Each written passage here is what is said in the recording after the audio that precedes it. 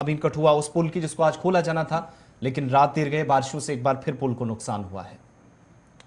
बिल्कुल, जिस तरीके से कल के प्रोग्राम में हमने जिक्र किए थे, तारना ब्रिज जो है वो 2014 में सैलाब के ये लास्ट मंथ है, जुलाई के अंदर सैलाब की वजह से उसको नुकसान पहुंचा। उसके बाद इंतज़ामिया की जानिब से ये कोशिश की गई है कि यहाँ पर एक मुतबादिल फ़िलहाल डाइवर्जन तामीर किया जाए ताकि लोगों को राहत मिले, कठुआ, सांबा और जम्मू के लोगों को। और कल लोग काफ़ी खुश दिखाई दे रहे थे कि आज उसका इफ्तिताह करना था, यानी आज वो लोगों के नाम वाकफ करना था। लेकिन इससे पहले ही लोगों के उम्मीदों पर पानी फेर गया जब यहाँ पर तेज बारिशें कल रात से शुरू हो गई। हमारे नुमाइंदे के मुताबिक रात देर गए, चूंकि कठुआ और मुलक्का इलाकों के अंदर मौसम खराब हुआ है और तब्दीली जब मौसम में आई है तो एक बार फिर से नुकसान इस इलाके के अंदर हुआ। जो आरजी पुल कल तक तैयार था, बल्कि रात 8-9 बजे तक तैयार था, उसके बाद बारिशों ने, और ये ताज़ा तस्वीर है उसी एरिया की, उसी पुल की।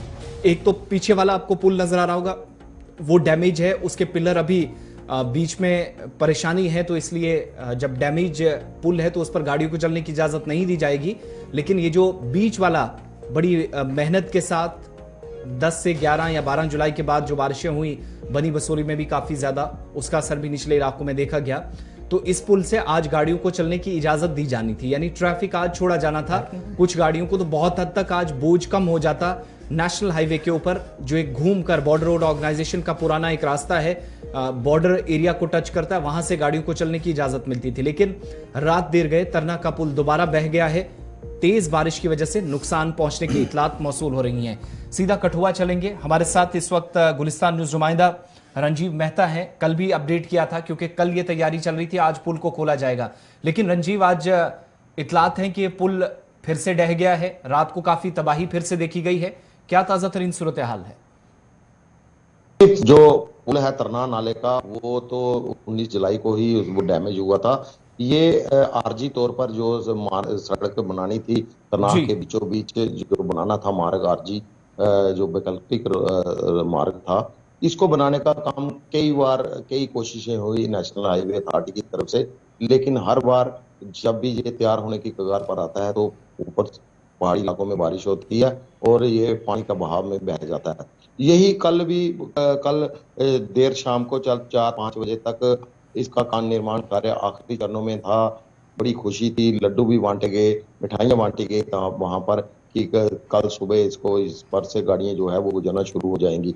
लेकिन शाम डलते डलते 7 बजे के करीब एक अचानक से ऊपरी इलाकों में इतनी जोरदार बारिश हुई कि फ्लैश फ्लड आ गया, और जिसमें तमाम जितने भी इंतजाम थे नेशनल हाईवे अथॉरिटी के, वो सारे के सारे बाढ़ के पानी में बह गए। और एक बार फिर से ये पुल सारा धराशायी हो गया, क्योंकि बहुत सारा जो सामान था वो भी बह गया। और इस सारे देर शाम को जो आई बाढ़ है, इसमें 11 लोग जो हैं वो भी बाढ़ की चपेट में फंस गए, जो यात्री थे, जो इस पुल से कोई आधा किलोमीटर नीचे एक विकल्प खुद से बनाया हुआ मार्ग है, वहां से गाड़ियों को इस तरना नाले के बीचों बीच से पार करवाते थे।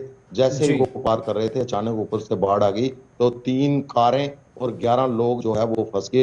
फिर उन्होंने मदद के लिए प्रशासन से गुहार लगाई और पुलिस ने मौके पर पहुंचकर बड़ी बड़ी मशीनें अंदर भेजकर उनको वहां से बाहर निकाला और 11 लोगों की जान भी जो बचाई। और आसिफ, मैं सबसे बड़ी बात बताऊं कि यहाँ से तरना नाले के पार, पुल पार के लिए तरना नाले के पार को बिजली सप्लाई की जो बड़ी बड़ी टावर की लाइन है 130 केवी की और 66 केवी की लाइन है, वो भी उनके जो स्टैंड बने हुए थे, जहाँ जो पिलर लगे हुए थे, जो टावर लगे हुए थे, वो भी एक टावर जो है वो तरना नाले में पूरी तरह से गिर गया है, जिसके कारण तारें बिल्कुल वो नीचे बैठ गई हैं। बिजली का निजाम जो है वो हीरानगर ग्रिड जो 220 केवी है, वहां से कठुआ की तरफ जाने वाला जितना भी एरिया है, वहां से कल शाम से जो बिजली भी जो है इस इलाके में पूरी तरह से गुल हो चुकी है, जिसके कारण लोगों को काफी दुश्वारियां, अभी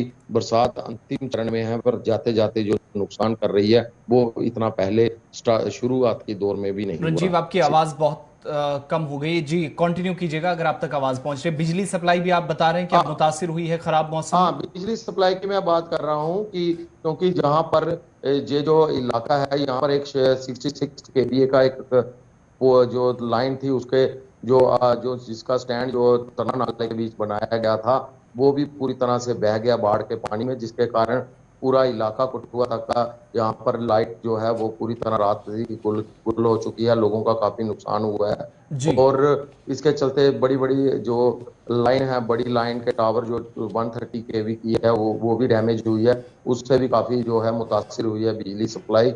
और साथ में तरना नाले का जो आरजी पुल बनाना था उसका काम मुअत्तल हो चुका है। अब एक बार दोबारा कोशिश हाई नेशनल हाईवे करता है। देखने वाली बात है कि कितने दिनों में ये जो आरजी रोड है वो बनकर तैयार होगा। लोगों को काफी दिक्कतों का सामना है। बात करूं बीआरओ के रोड की जहां से डाइवर्ट हुआ है, वहां पर भी मैं कल गया था तो वहां पे बड़े बड़े खड्डे जो है वो उस मार्ग पर पड़ चुके हैं, वो भी टूटने के कगार पर है। जहां पर पुलों के आसपास का इलाका है वो भी बैठ गया है। पुलों के ऊपर से जो सरिये हैं वो बाहर आ चुके हैं कई जगह पे, जिसके कारण वो रोड भी काफी डैमेज हो चुका है क्योंकि हैवी ट्रैफिक है नेशनल जी, हाईवे का, वो रोड वाहन नहीं कर सकता। तो बहुत बहुत जिसके शुक्रिया, चलते बहुत यहाँ बहुत पे शुक्रिया ये डिटेल्स सारी देने के लिए। तो कोशिश फिलहाल इंतजार अभी लोगों को करना होगा। जो आज पुल खुलना था वो रात को तेज बारिश की वजह से सतह आब में जब इजाफा हुआ बालाई इलाकों में बारिशों की वजह से, तो निचले इलाकों में जाहिर है इसका असर दिखना था, उसकी वजह से नुकसान पहुंचा है। तो फिलहाल वो इंतजार तवील हो रहा है कि आर्जी बुनियादों पर भी अगर इस इलाके से जो एक आर्जी पुल बनाकर गाड़ियों को चलाने की कोशिश थी वो फिलहाल कामयाब नहीं हुई है। लेकिन पुराना रास्ता जो बीआरओ वाला है वहीं से जम्मू और पठानकोट शाहरा पर आप राब्ता करके उन एरियाज का इस्तेमाल करके इस सड़क पर निकल सकते हैं या सफर कर सकते हैं।